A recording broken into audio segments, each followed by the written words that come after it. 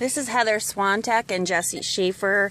We are at the Winsted City Hall. It's February 9th, 2015. It's 2 o'clock in the afternoon. We're here to serve papers filing our formal complaint against the Winsted City Attorney Fran Eggert and Winsted Police Chief Justin Heldt for illegally breaking into my home, doing a home invasion, and withholding the free electronic data that can in the form of the policy and procedure manual that will prove that they broke into my home, and now they're withholding evidence, which is a misdemeanor crime. So here we go.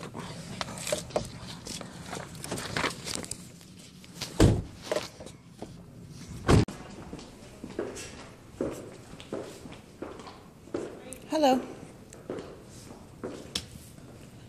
Hi. I'm here to file a formal complaint against the Winsted City Attorney Fran Eggert and Winsted Police Chief Justin Heldt, and I need to talk to somebody in charge. I'm just wondering if you're gonna maybe have to talk with Fran Eggert. 1 second, okay? It's actually addressed to the mayor. Okay, one second.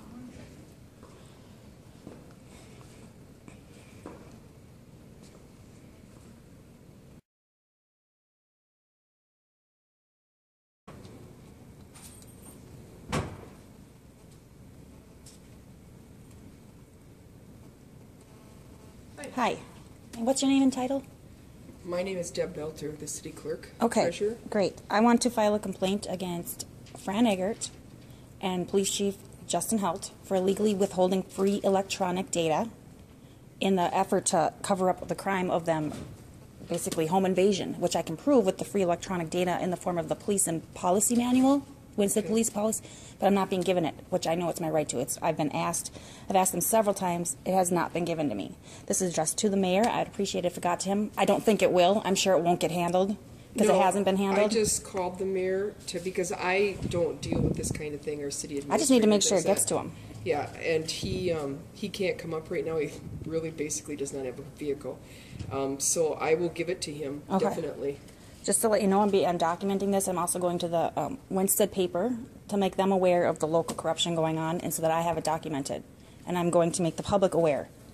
Okay. All right. Thank you very much. I will give that to the mayor. Thank you. You have a good day. Thank you.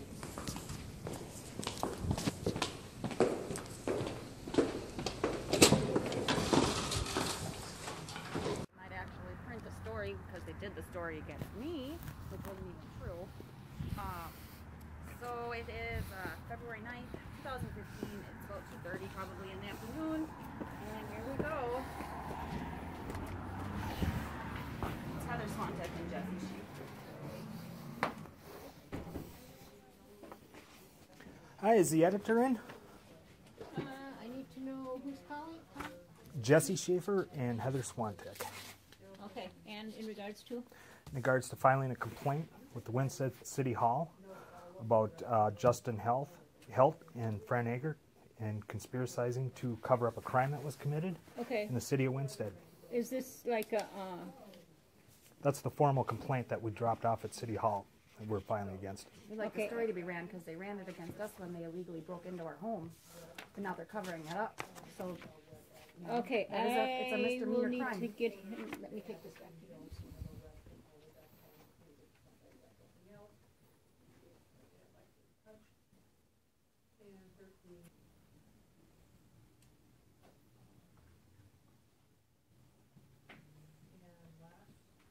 Okay, can we keep this copy? Sure can. Because I can make one, and then I want both your names and telephone numbers. Sure. My name is Jesse Schafer, Jesse Schafer.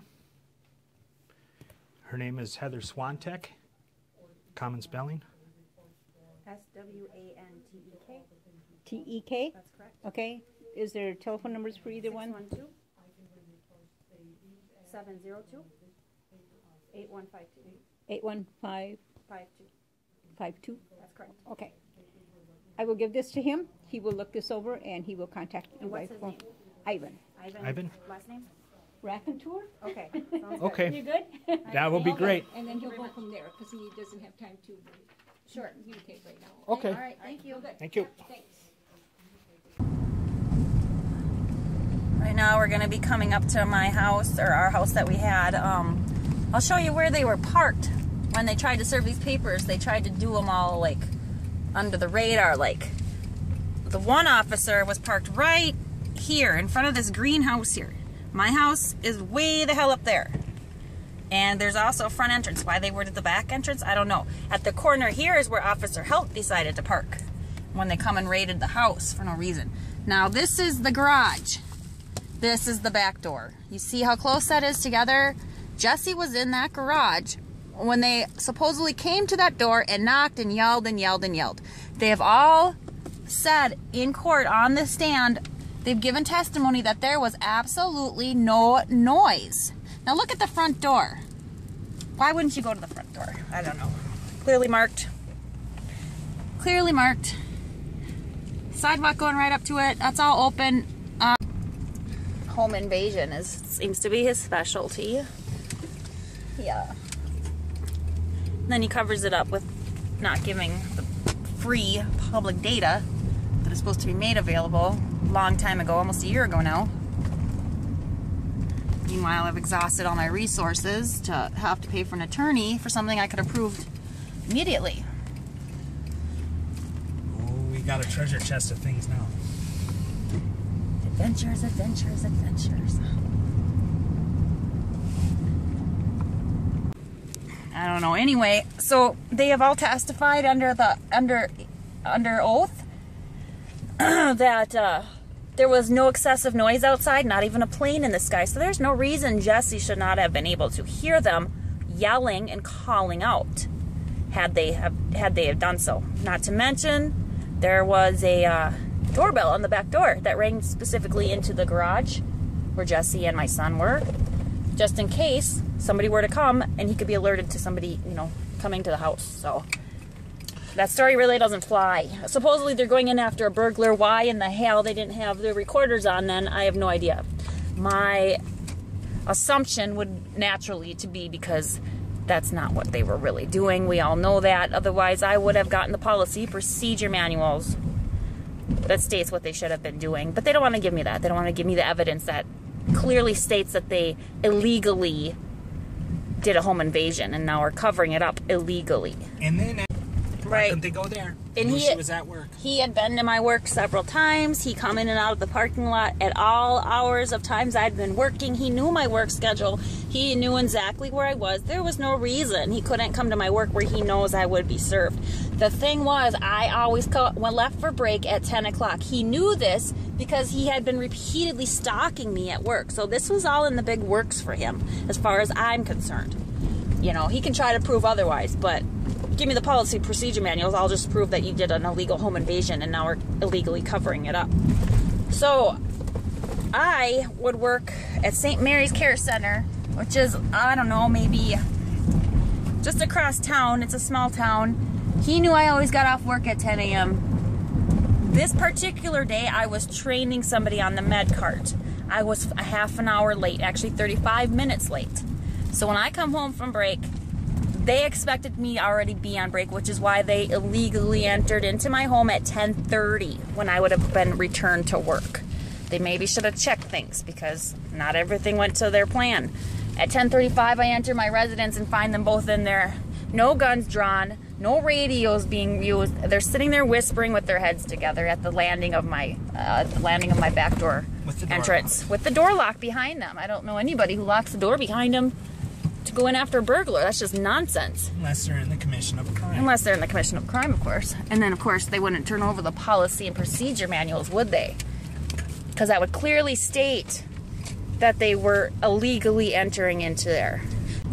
And it's funny because Razo supposedly radioed, according to their records, he radioed Heldt about an open door. And keep in mind, it was a paper service. A paper service, correct, a civil service. And he says that the door is open. So he called for backup. For what reason, I have no idea. He could have, like I said, he could have called me at work. He could have came to my work. Point is, it was illegal. So he calls Heldt and says, I need backup. And within what, less than like 30 seconds, Heldt shows up. Now, I've called the police when a crime is being committed before, and it takes them at least 15 minutes to get there. And according to the paperwork, it looks to me like they were together before they ever decided to pull this little caper off of theirs. And of course, they're using public funds to cover up their crime, which is pretty ridiculous, really. It's sad. It's a misdemeanor, and I'm going to prosecute them for it because this is bullshit. I've had to get rid of 2 Harleys, an Escalade, all kinds of stuff. I lost my home, my work. This is your work. How long did this take? This is my work, and we basically took the long way to get there. I mean, I could show you how the way I got home. I would always go right here. I'd leave this parking lot, and I'd take a left right here. Let's just see how long this takes now. Supposedly, they found evidence that I believe they planted anyway, because, of course, they didn't have a warrant, so nobody was supervising this, and who knows what they planted. That's why they're not supposed to be doing this shit. I don't think they had any intention of calling anything in. Okay, so this is the way I would go past the Winsted Public School.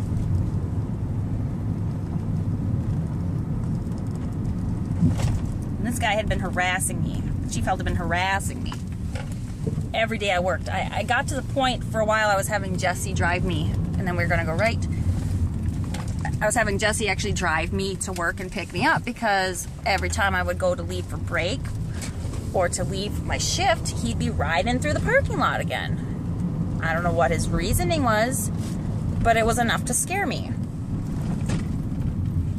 I don't know if he was in my house to sniff my panties. I have no idea. Now keep in mind, the police station is 1 block this way. Right.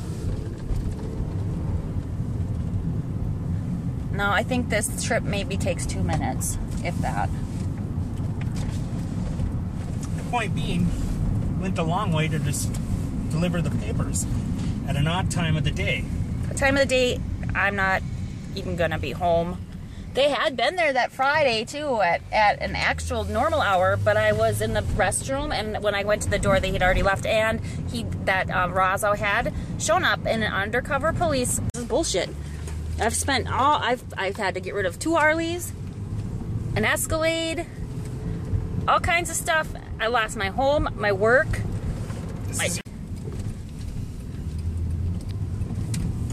Supposedly, they found evidence that I believe they planted anyway, because, of course, they didn't have a warrant, so nobody was supervising this, and who knows what they planted. That's why they're not supposed to be doing this shit. I don't think they had any intention of calling anything in.